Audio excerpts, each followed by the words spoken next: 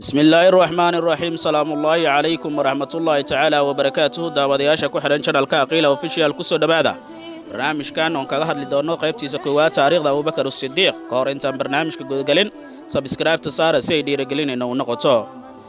Abu Bakar as-Siddiq magaca oo dhameystiran waa Abdullahi ibn Abi Quhafa waxa uu dhashay sanadkii 573 magaalada Makka ee dhulka Carabta isla markaana dhintay sanadkii 634 waa saaxiibka koowaad ee Nabi Maxamed waa hogaamiyihii labaad ee dawladda Islaamka asxaabi kamid ah khulafaa raashidiinka iyo mid kamid ah asxaabtii rasuulka Abu Bakar waxa uu ahaa hogaamiye sare ee maamulka dawladda Islaamka intii uu Nabi Maxamed noolaa iyo markii uu geeriyooday sidoo kale waxa uu ahaa sadoga iyo saaxiibka koowaad ee Nabi Maxamed nabadgelyo naxariis korkiisa ahaatee Abu Bakar waxa uu hogaanka iyo talada khulafaa raashidiinka hayay ka soo bilow 632 ilaa 634 markaas oo uu noqday hogaamiyihii koowaad ee muslimiinta iyo khaliifyada kadib markii Nabi Maxamed uu geeriyooday Abu Bakar as-Siddiq waxa loo yaqaanay as-Siddiq ama run sheegay sababtoo ah wuxuu ahaa ninkii ugu horeeyay ee rumeeyay nabiga iyo qofkii labaad ee ugu horrumeeyay diinta Islaamka marka laga reebo Khadiija xaaskii nabiga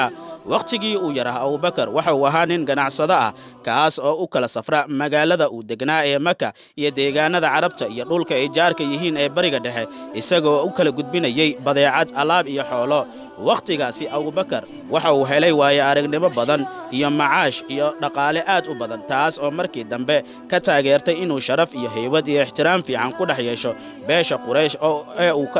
uu ku dhashay isla markaana uu ku dhex noolaa waxaana loo aqoonsaday hogaamiyihii beesha isla markaana loo caleema saaray suldaanka qabiilkiisa qaybtani koowaad intaas ayaan ku ekeenaynaa barnaamijkeena maanta inta barnaamijkan midkiisa xiga aynu ku kulmi doono sidaas iyo nabadgelyo nooli kulanti dambe oo xiiso leh